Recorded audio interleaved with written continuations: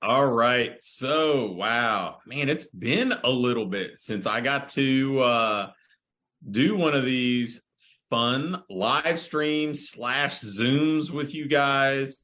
Um, man, that's pretty exciting. I'm pretty pumped about it. Woo, and we got some people popping in the Zoom room. It's about as much rhyming as I do, just for entertainment purposes there, guys. And as you guys may see, I am joined here by Jamie, who manages all things Facebook group in my universe, and Morgan, who, man, Morgan is essentially the person who makes sure that I speak with people and am prepared. Like I actually know who they are in advance, which, man, makes my life a lot easier. And Morgan is kind of the, don't tell anybody, but she's the brains of the operation over here. So if you interact with Morgan, understand you're probably talking to the smarter of us too here. So keep that in mind. Okay. Today we are going to chat a little bit about what it takes to get to $15,000 a month consistently in a training business. Now, I'm going to talk about this probably through the lens primarily of offline businesses, but almost everything that I would say would hold true for online. And I will certainly give you the caveats and that sort of stuff as we go. Because I know that some of you guys have primarily or even exclusively online businesses. And what's funny about this is fundamentally it's still a business, serving clients, helping people go from where they are to where they want to be. And so the mechanics of it, like the framework still stays the same. You just have to tweak some things, understanding how both people operate online and maybe where you're going to find the people that you want to serve. So tell you what, we are going to get into it. I know we've got plenty of people. I've got a lot of ground to cover today. I tend to do that to myself on some of these Zooms where I back myself into a corner and I try to give you a day's worth of workshop in an hour-long Zoom. So when I think of a business that is under $15,000 a month, whether it's in a recurring revenue or whether model or whether they have a different payment collection model, I'm going to tell you that there's plenty of variety in that type of business, right? Like there are people that are solopreneurs in mid-sized markets that are absolutely thriving with that amount of revenue. And then there are people that have group-centric businesses in major metropolitan markets and can't pay themselves, even though they're generating, $180,000 annually in their business because rent's so high, the cost of help is so high, that sort of thing. And so I'm going to talk about this through the lens of if you get to 15, you're doing fine, right? Like it's not maybe where you ultimately aspire to be, but you're doing fine. And so if you've heard me talk about building a successful business, it basically, like, I have to simplify things in my mind. There's like connect, convert, coach. And then ultimately we want to scale, but scale in my way of thinking happens it starts to happen beyond that kind of threshold. So connect, convert, coach is really the way that I start to categorize or simplify my thinking. And if you get the right pieces in order in these three kind of buckets, if you will, man, it makes everything super simple. I'm not saying easy, because running a business is not easy. I don't care if you're at $5,000 a month or if you're at $500,000 a month, and I've done both, and it's never been easy, but it sometimes becomes very simple. And but at Connect, we've got to think about who we want to serve. And really, like, you'll hear people talk about like avatar and that sort of stuff. Like, I don't think about that type of person. I think about like a real human being that has real problems and full plates, and why aren't they doing things with us, or what have they tried in the past? Like, I want to know the person, right? Because all the people who are hanging out with us here, whether they're watching on Facebook or whether they're watching on Zoom, you're real, right? Like, you're a real person with real challenges that you're trying to figure out how to do this stuff, not this hypothetical, hey, they've got, they live in this area and they're married with 2.3 kids and they live in suburbia and they have one problem in the whole world, and it's what you do.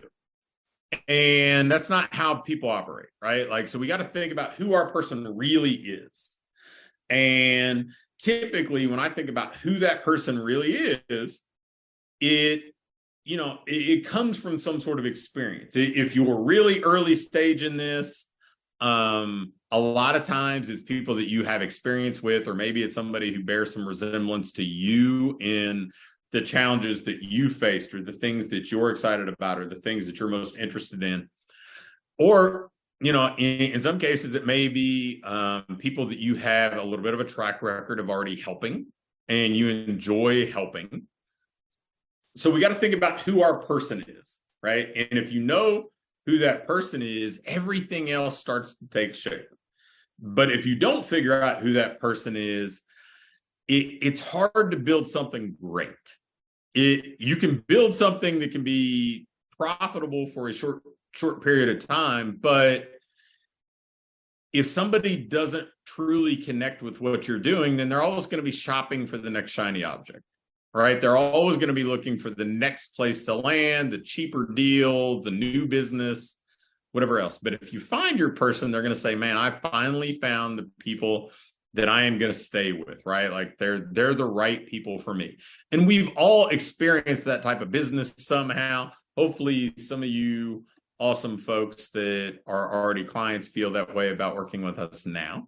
But so you got to know who your person is, and then what kind of desires do they have? What kind of problems are they trying to solve, or goals are they trying to reach? There has to be a desire for something different, and there has to be a willingness to change something to get there, right? Because you can want better, but if you're not willing to do something differently, then you're not getting anything different. You're not getting a better outcome. So we need those prerequisites met. But if we have the who, the desire, the willingness to change, now we just need to craft a compelling offer that gets them to raise their hand and says, that's really interesting to me. That's what I want. And the compelling offer, I think, needs to have a promise, right? There has to be something that says, okay, hey, this is exciting to me. This is going to help me. It doesn't have to move them all the way to the finish line, but it has to move them towards where they want to go. So you guys, do me a favor. In the chat, humor me here. Have you seen this thing that we just put out recently, this business growth sprint offer? Just put Y or N, yes or no. Whether or not you saw the name, is like, hey, we promise you $4,000 a month of recurring revenue, or $20,000 in total new sales. All right. So in that kind of lens, like, that's an offer. That's a promise. We're giving somebody a result. And then we got to figure out the how in a way that helps them see themselves being able to get there, right? We got to be able to address the reasons that they might not believe that they could get there. And we've got to kind of almost like reverse engineer this roadmap. They see this destination and they've got to say, no, I can actually see how I could get to that place by doing this program.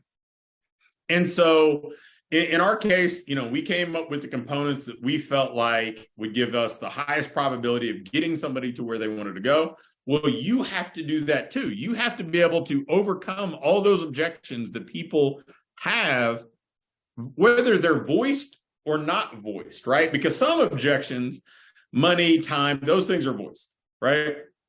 But the things that aren't voiced are, hey, you know what? I don't have any confidence in myself. I don't think I'm going to be able to stick to this. I'm going to fail again. I've failed every time in the past. People are going to laugh at me. People are going to be kind of snickering when I say I'm starting this new program because they've seen me try and fall off the wagon 2 weeks in over and over. All those internal doubts, right? We have to be able to give them the belief, the confidence that this time is their time. And if you craft a strong offer, I don't want to say, like, sometimes people will say it's no brainer or this or that. People have to, should have to make a decision like, oh, I'm willing to commit what is being asked of me. But if you come up with that strong offer and you know who your person is, you get to speak very specifically to that person. Now, if you're offline, we don't necessarily have to be hyper narrow. It's not like, hey, I work with baseball players who are left-handed and under 6 foot tall or something like that, right? Because geography narrows things for you because of proximity, right? Like, people need to be able to come consistently offline. So some of your who is just, part of the filtering process is, can this person actually realistically get to my place of business with the frequency I'm asking them to? But if it's online and we don't have that constraint in place where the geography isn't a constraint, then we have to add more constraints. So it may be narrowing more as to who you serve. It may be saying, well, okay, I work with, like, maybe locally you work with athletes, online you just work with baseball players, or you just work with pitchers, or you just work with goalkeepers in soccer, or you just work with kickers in football or something, right? Because if we look at the whole landscape of Earth, there are plenty of those people, right? So we can narrow that way, and now we just need an offer that person reads and says, Morgan is talking to me, not this is just a one-size-fits-all thing, and I've got to kind of see how I fit this square peg into this round hole and make it work. So if we've got this compelling offer, now we've got to figure out, how do I get it in front of people, and how do I build enough of a relationship with somebody where I can get them into what I consider a conversion opportunity?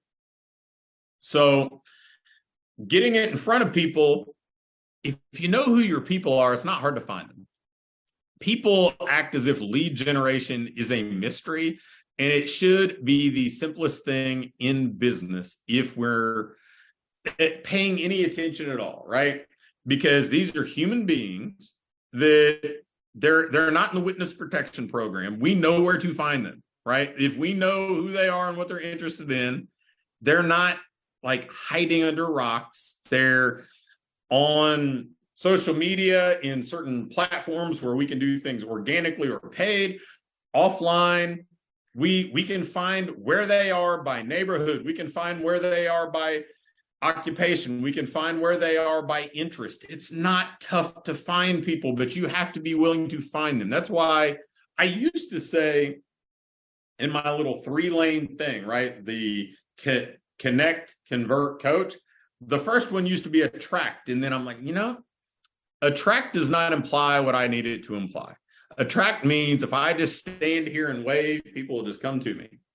That's not how it works. Like, I have to go get them. It's my business. It's my responsibility to go connect with new people who might be a good fit for what I have to offer. And then I need to follow up with them with what I consider a demonstration and conversion system. I got to demonstrate that I can help enough that I can get them into a conversation. And then I'm going to make this offer to them. And for the people who it makes sense to, we're going to convert them from prospect to client. And in my mind, this is where I'm different about this, I think, than most people who sell things. A closed sale implies the wrong thing. Like when you hear the word close, it's like it's closing the file on something. This is done. For me, this is just transitioning from one stage of a relationship to another stage. We go from prospect that I hope to help, and maybe I can give some advice or insight that may be able to help, to client that they're under my care and it's now my responsibility to help. So if you think about your business, that's the front end of it. So many people get so caught up in the tactical things. The tactics are easy. And if the tactics aren't easy for you, then we probably haven't done the underlying kind of foundation work, right? Like if you know who you're looking for, then you don't have to think, well, should I master Instagram and TikTok and Facebook and Snapchat and all these other things? Or should I just say, well, wait a minute, I work with busy moms who are 30 to 45. Where are they? And if I'm local, then guess what? They're wherever the kids are, because that's kind of being a mom, right? Like they're at whatever the elementary and middle schools are, they're whatever the sporting events are, they're whatever the, I mean, our next door neighbor does piano lessons. Guess what? Every day there are moms parked outside waiting on their kid. So they're not hard to find if you know who you're looking for. And most of us here, question for you guys again in the chat, how many clients do you need to get to the benchmark, whether you're aspiring to be at 15K per month or you're already there and you're thinking the next benchmark, like how much gap do you need to close to be wherever you want to be by the end of the year? How many new clients do you need? Put it in the chat. I don't care if it's 5, 55, 155. How many do you need? Man, we got 25, 15, 12, 50. Perfect, right? So none of you put like 10,000.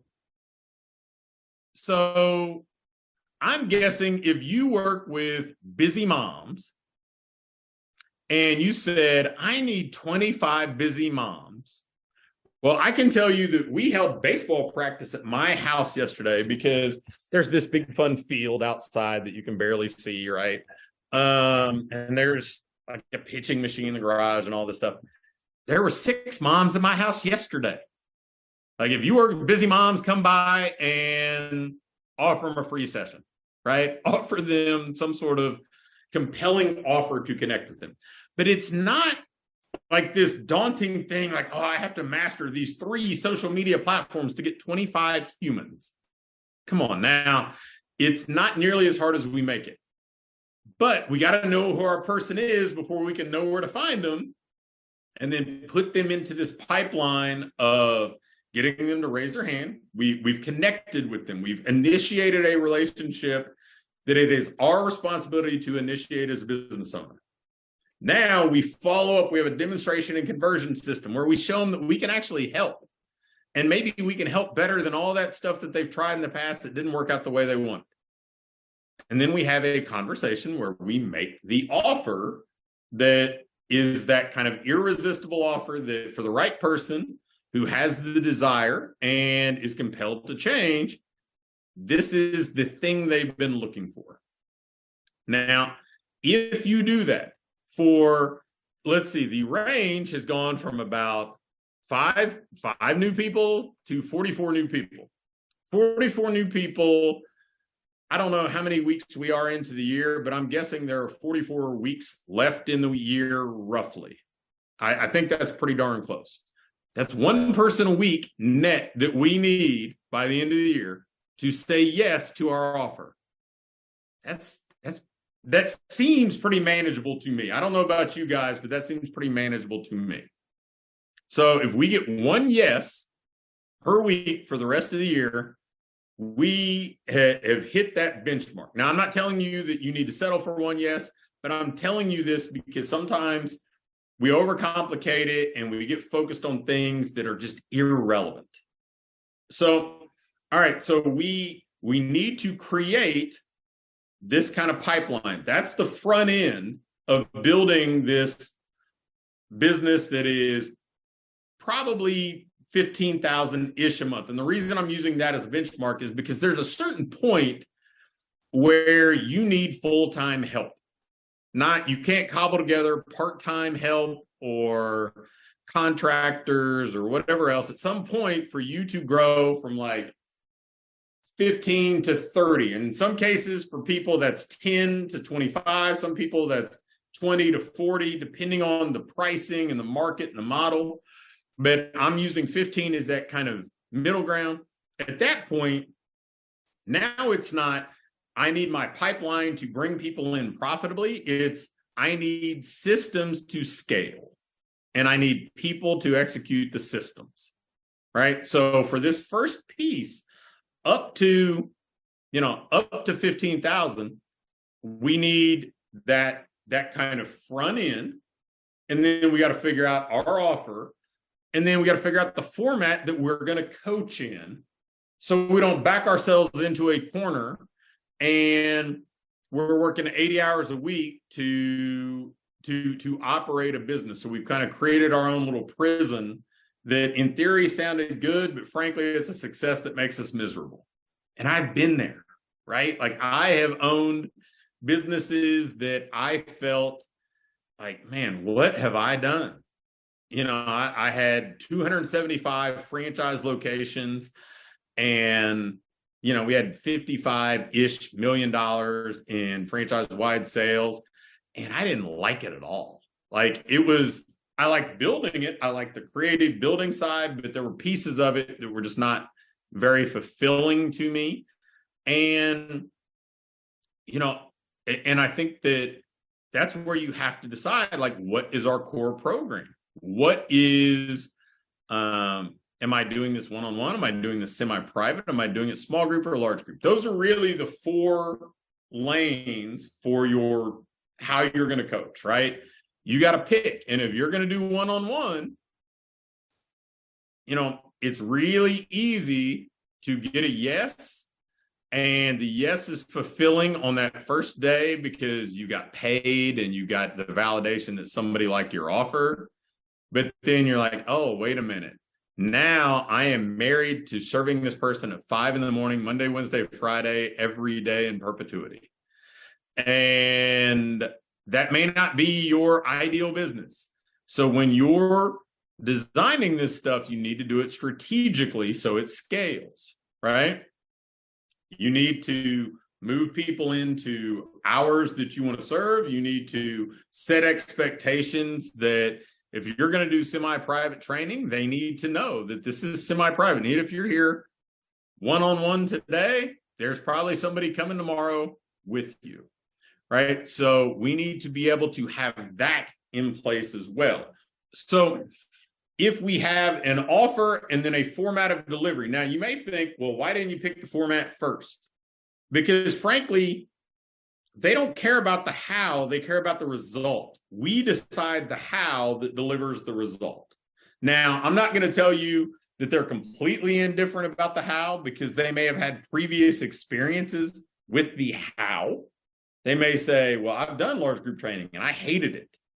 Or, you know what, I don't want one-on-one training because there's not enough energy in the room. Or I've done CrossFit or Zumba or whatever else, and it wasn't for me. So sometimes you have to figure out, well, okay, I want my how to be congruent with what my ideal client is, but your how, they're not joining for the process. We like the process. We like the nerdy exercise science stuff, or the or getting a variety of certifications, or learning about, sleep or nutrition or whatever else. They basically say, well, wait a minute, you made me this offer where I would get this outcome. It's your job to do the how. And if you question that, like if you think, well, no, wait a minute, that's not how this works. I love the how. They should love the how. Think about the last time you went to a nice restaurant, like cloth napkin type stuff, right?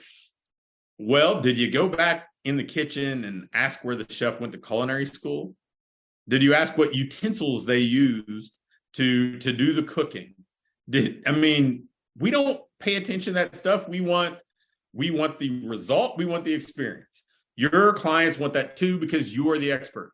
I don't ask my accountant what software he uses. I don't ask anything about what he did for continuing education this year. I want him to help me with tax planning. I want him to allow me to confidently keep more of what I earn without ever being in trouble with the IRS. So that's what our job is. Our job is to figure out the how that we're going to get them the result they want, but it has to be a how that is palatable to them and profitable for you.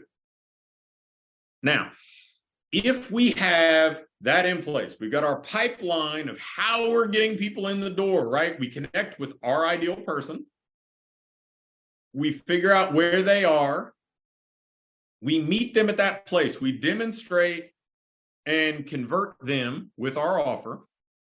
And then we deliver on that promise, on that offer with our proprietary how, right? Our system, whatever the format of the program is, it has to be, like I said, palatable to them, but it also has to be profitable for us.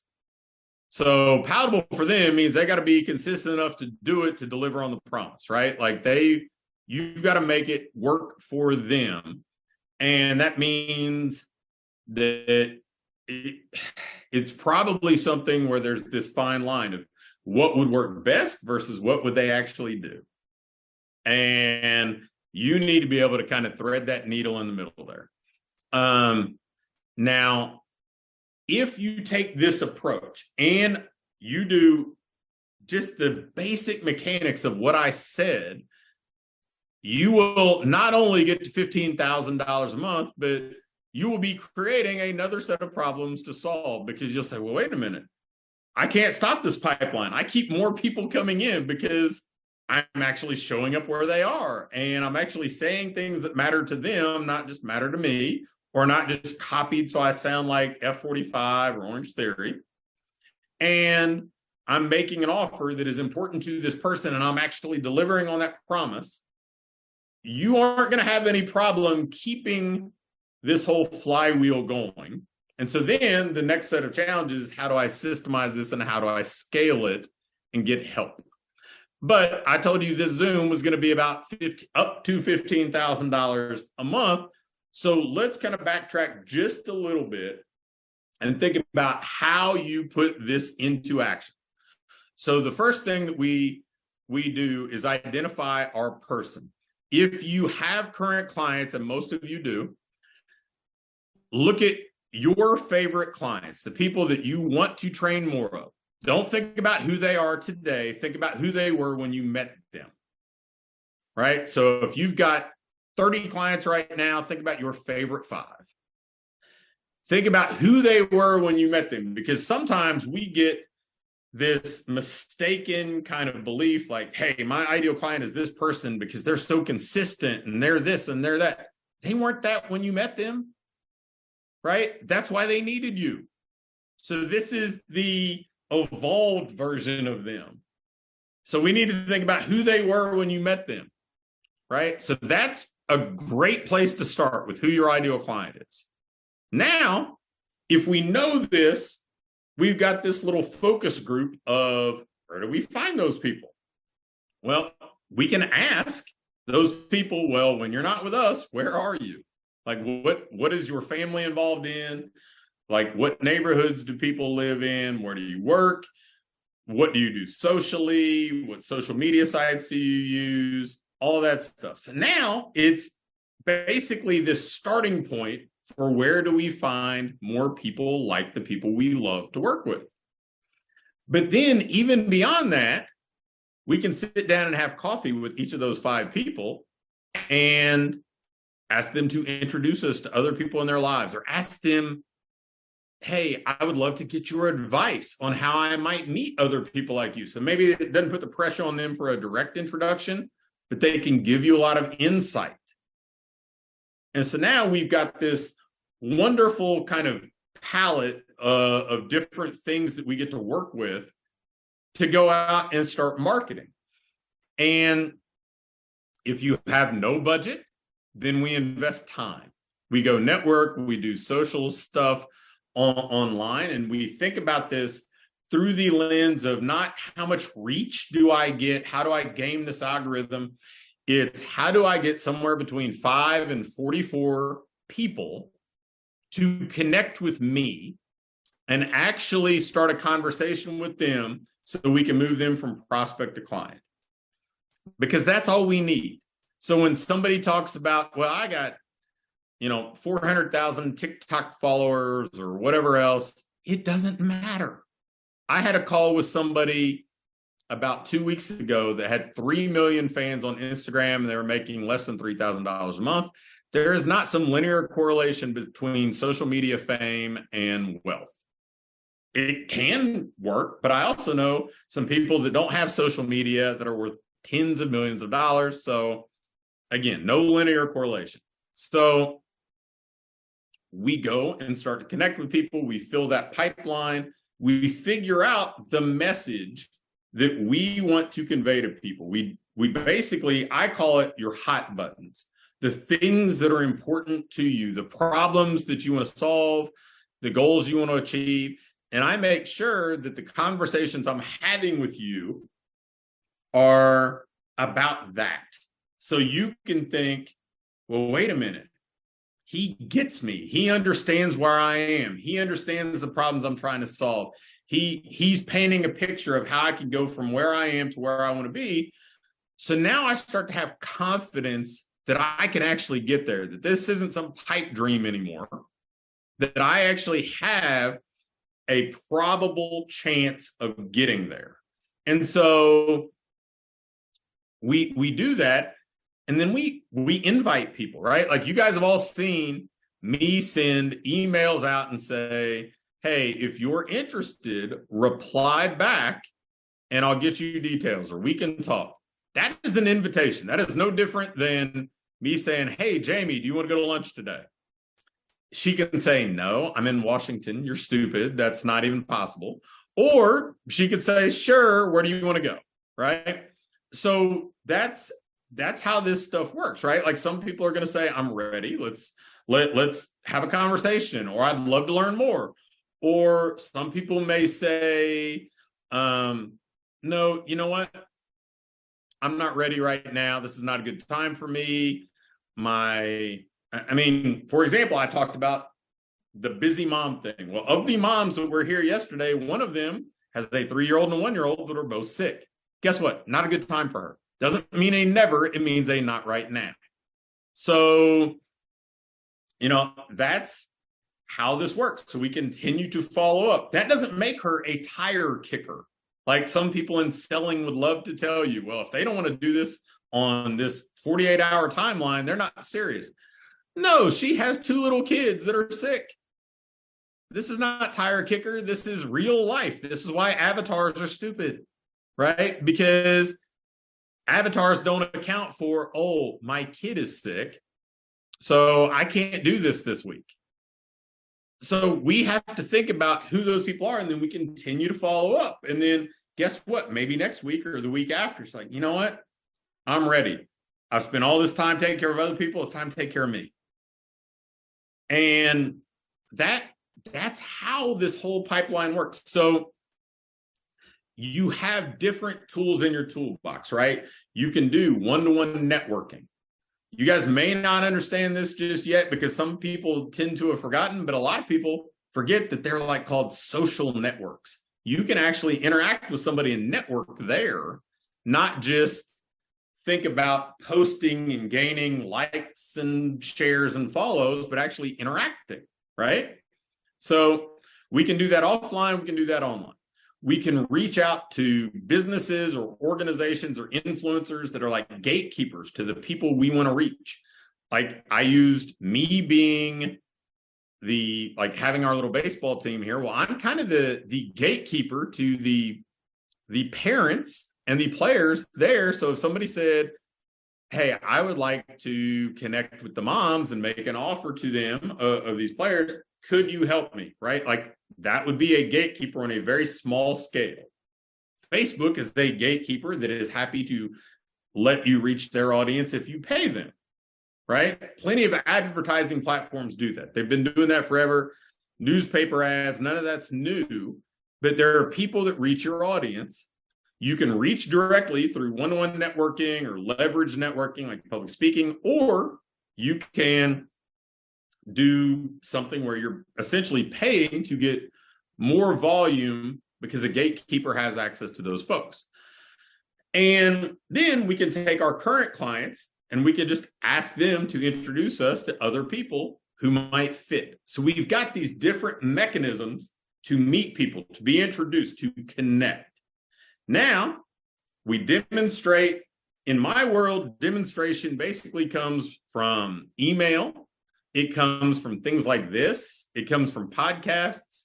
It comes from public speaking, like going and speaking at a Perform Better or something. And in a limited way, like we do kind of low barrier to entry demonstration with like workshops. But that's how I might demonstrate that I can help somebody.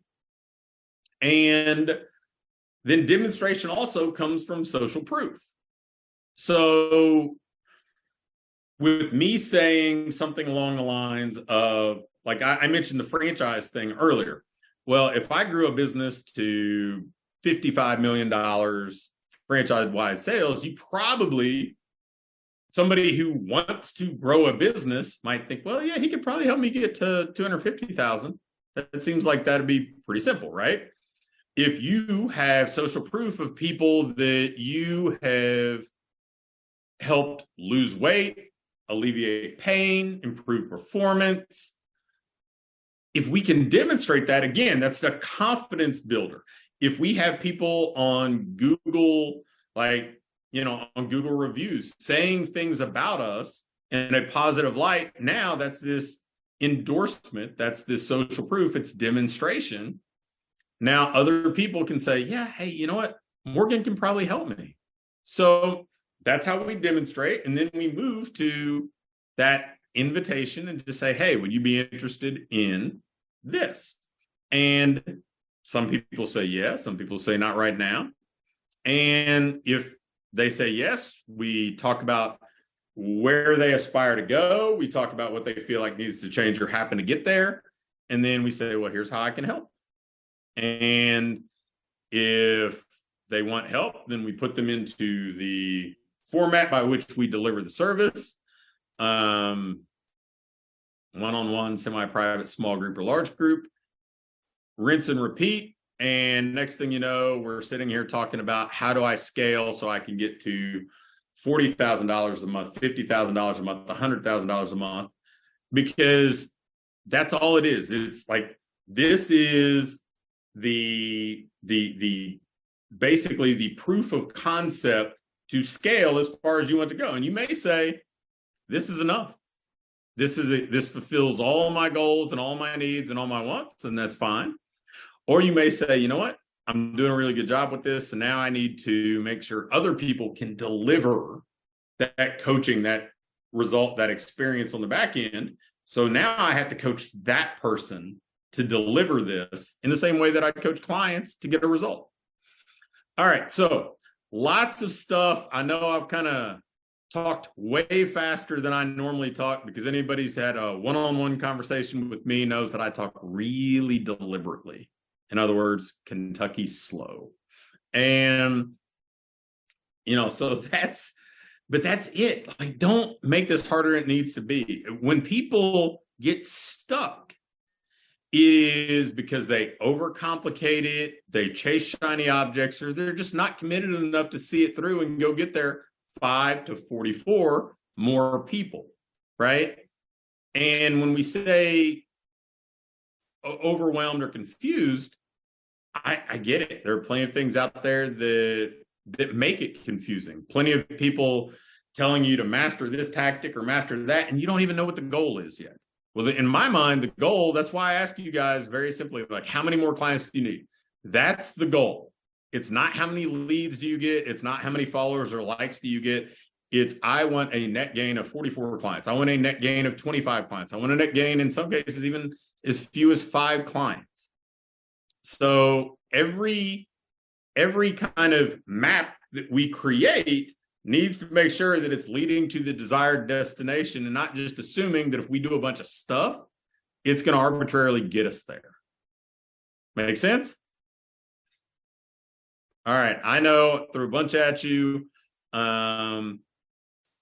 Do you guys have any questions about your specific situation and how you can apply this concept or these ideas to your own business? And Zach did have his hand up earlier in the call. Zach, feel free to unmute if you want to go ahead and ask your question. Otherwise, the rest of you can do the same. Feel free to unmute and ask. Yeah, and you're welcome to put it in the chat if you don't want to ask out loud. Totally fine. I notice, like, I'm in my spinny chair and I'm just moving constantly when I'm talking here, right? So, oh well. Hey, Pat, Seth here. Yeah. Hey, man. Excited to move forward with the program that you're talking about. And then got this email for this. So I was like, oh, this is a nice little extra thing. So gatekeepers, how do we find out who those are in our community? Well, so the first thing is we got to know who we're trying to reach, who's behind the gate. So who's your person? And I will give you some ideas, some examples. I was just gonna go for general weight loss, like fat loss. So let's narrow a little bit, like, who are the probable people that want to lose weight? How much weight do they want to lose? About 30 pounds, and most of my clients are either single moms or moms with multiple kids. Okay, so if we're thinking about moms specifically there, right? Like, so gatekeepers might be schools, PTAs, social groups. It may be,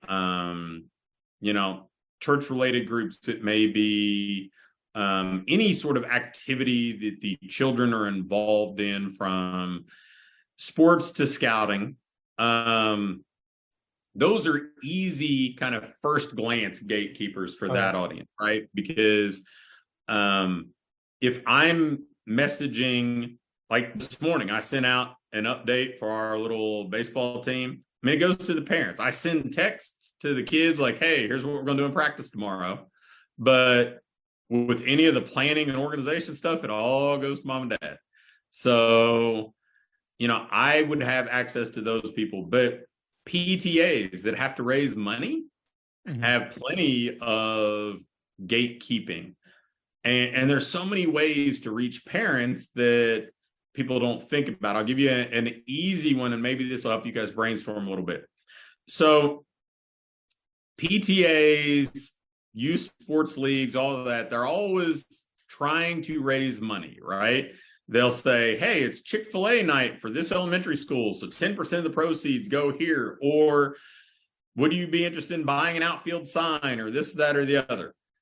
For me, I can find other ways to get them money that work very simply. We've done stuff where we did a front-end offer and donated all the proceeds to the PTA for anybody who came, just the way, like, if you say, hey, I'm with said elementary school, then, whatever percentage of the receipts go to that school.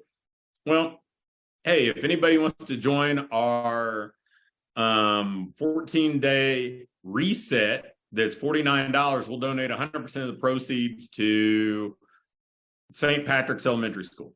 And now we've got the PTA who's more than eager to say, well, hey, any of you moms want to join this reset? All the proceeds go here. Probably not real tough to go get, 15, 20, maybe multiples of that to join that 14-day program. And now we've got paying leads that we can follow up with, right? Cool. So, I mean, and honestly, I don't hear people talk about offers like that very often, but I mean, for me, I would rather go ahead and become an ally in a community that is going to be there over and over and over, right? PTAs continue to exist in perpetuity. And even when the officers of the PTA change, the PTA exists and they do a handoff. One president goes to the next.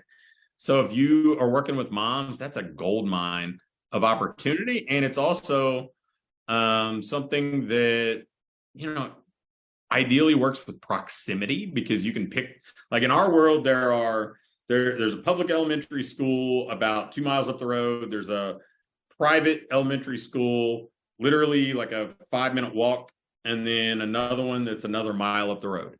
There'd be enough moms between those 3 places that it would be it would be pretty simple for somebody to be at capacity just by serving those audiences and the percentage that you could get. Okay. So, any other questions? I thought that was great. That's how simple and direct this stuff can be.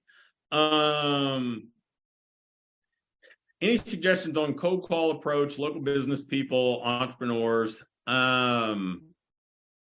What's in it for them? That's probably the first thing I would tell you, because if you're cold calling, it's about you. What are you doing for them? If you cold call and say, hey, I want to sell you something, they're probably not going to pay much attention. I will tell you the simplest way, if you're trying to serve the business owner and not the employees, is go pay for their time. Go do a session with a chiropractor, right? Like go spend some money with that person, and you now have their attention. Be a customer, patient, client, you have their attention.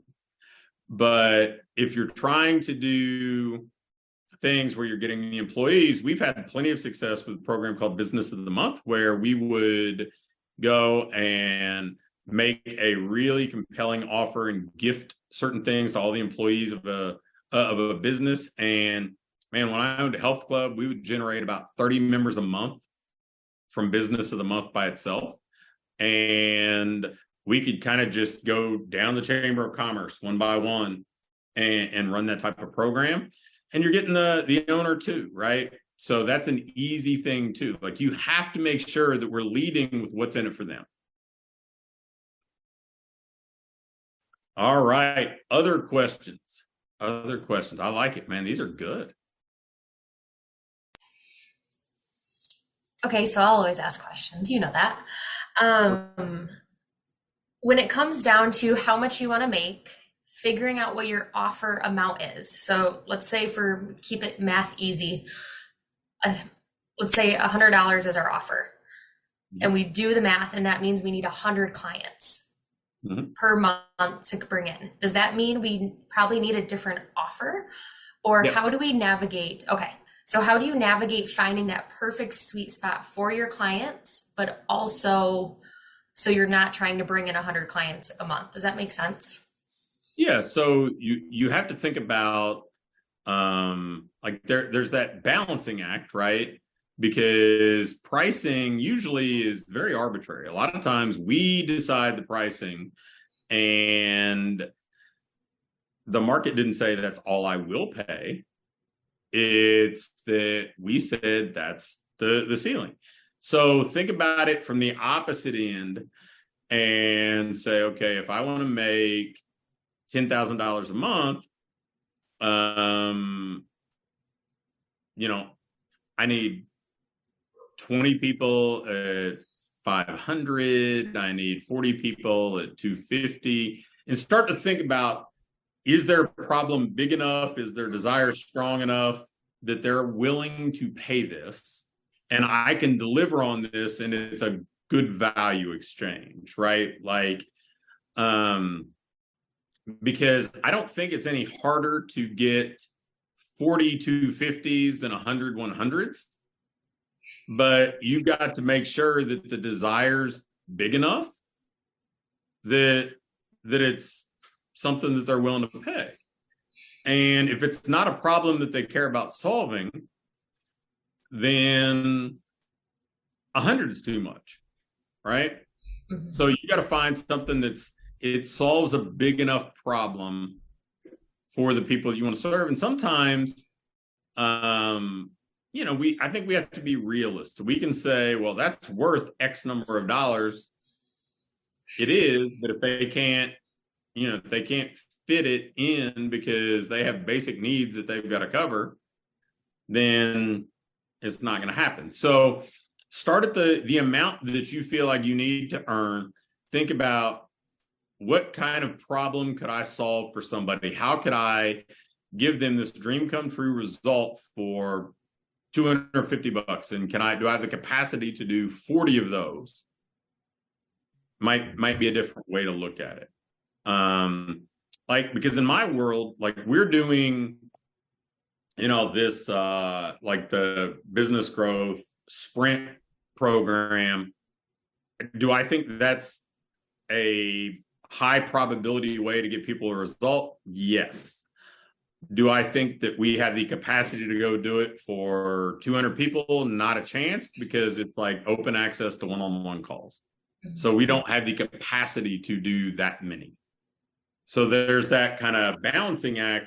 So you got to make sure you price it relative to what you can actually deliver that'll get the result. And I know you know, it's like putting a puzzle together.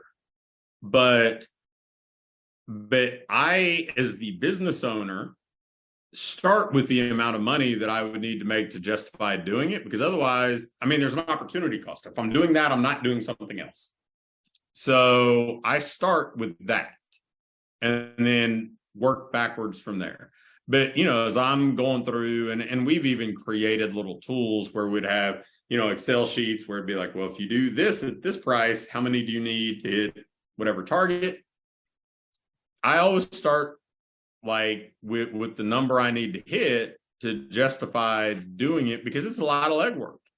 I mean, behind the scenes right now on this business growth sprint thing, we've got, like, the only people I talk about are me, Justin, and Fred on the front end, and there are like 7 people behind the scenes right now putting together the back end of all of things, from Trello to Nomly to you name it, to make sure that we can serve people.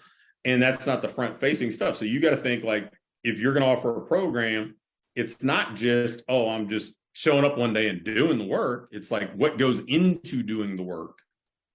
And sometimes it's a lot, you know, and has to make sense for you. I think that's one of the things lost on a lot of small business owners is, we are not the victim of our business. We are the decider, and we get to pick what we want to do. And I think that one of the keys is picking something you want to do that excites you enough that you're willing to get after it and be committed. Because if it's drudgery, don't own a business. Like, do something that allows you to have a little more security, a little more stability, and go find other things for entertainment. Because I think that if you're going to be a business owner, it takes a little bit more, but you get to make more of the rules. Maybe not all the rules, because you're serving an audience that has to agree to those rules. So there's a little bit of balancing there. But I mean, if you can't make what you want to make as a business owner, then I think we go back to the drawing board and do a remodel and fix the pricing and fix the program and reintroduce it. All right. Any other questions? And guys, I know I've used this whole business growth sprint thing as an example a few times over. I mean, it's just one example of an offer. It's for us saying, hey, we're going to help people achieve a certain amount of revenue growth in a certain period of time. But there are plenty of other offers. I mean, we've seen people say, you know, achieve very specific weight loss goals, or turn back the clock 10 years and 4 weeks and feel younger, or, you know, achieve performance goals. You know, it's easy for me to use an example of something I'm kind of immersed in myself, but, you know, I mean, your offer is basically your promise to your prospect that we're going to help you achieve this dream come true result through an experience you enjoy.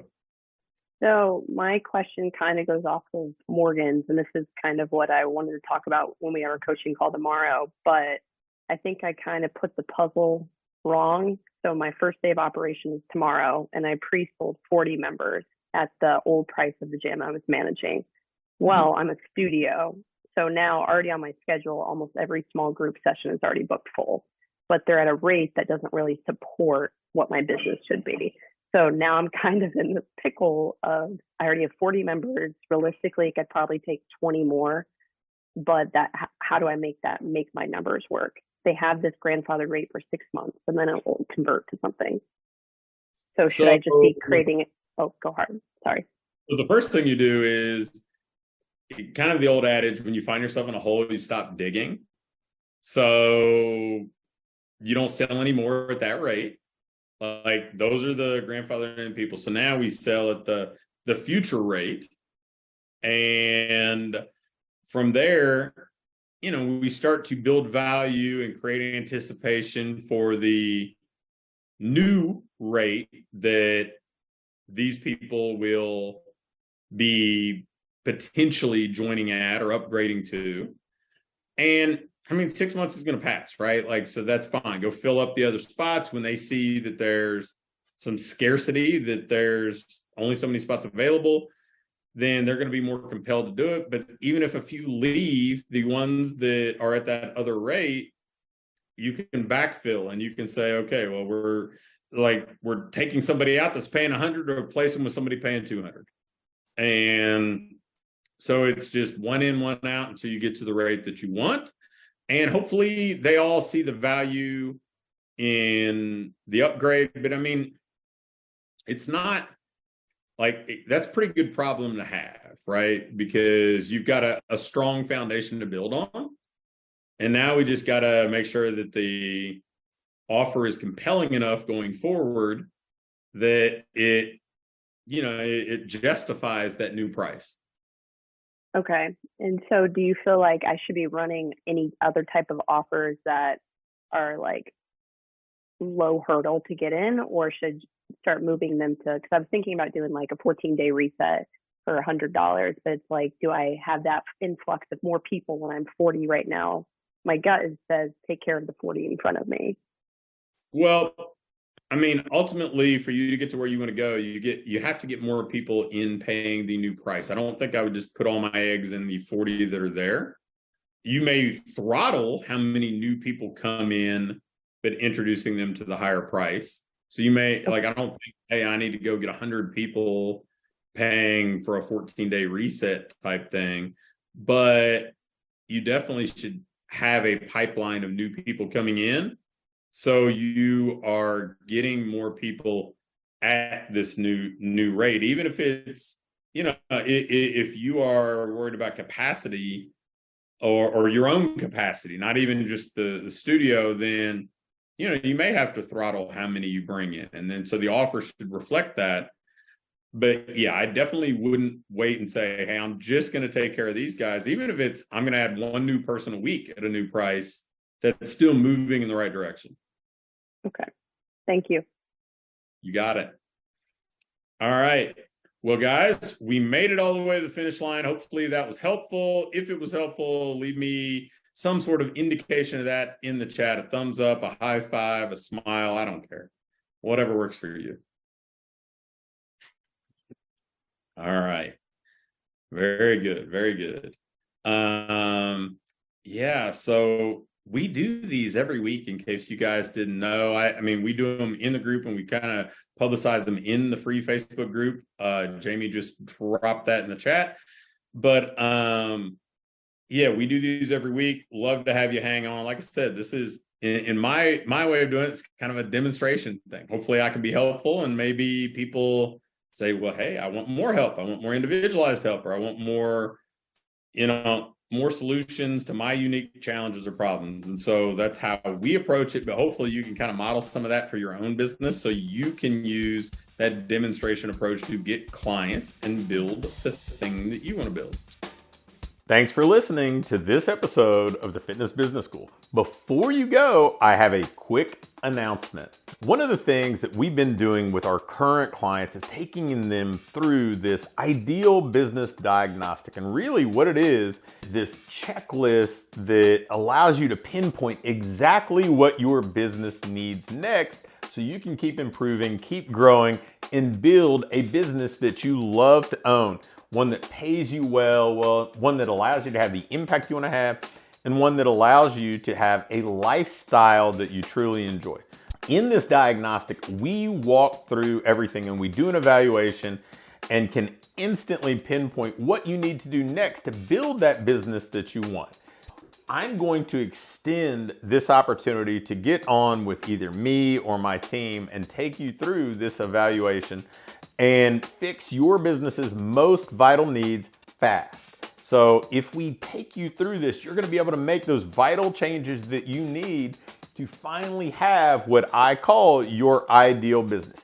If you'd be interested in going through this entirely free, risk-free diagnostic with us and learn what you already have in place, what you're doing well, and where your greatest opportunities for rapid improvement are, just shoot me an email with diagnostic in the subject line to pat@patrigsby.com.